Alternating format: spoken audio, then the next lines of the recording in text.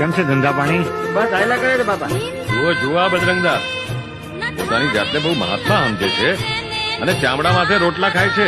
હા વાલા, અરે આ રોટલો ચામડામાં હોય કે હોનાની થાળીમાં હોય, શું ફેર પડે છે? રોટલો તો રોટલો જ કહેવાય. આ ચામડાની મઢુલીમાં મારા રામે એક જ્યોત પ્રગટાવી છે, એને ઓળખો મારા વાલા.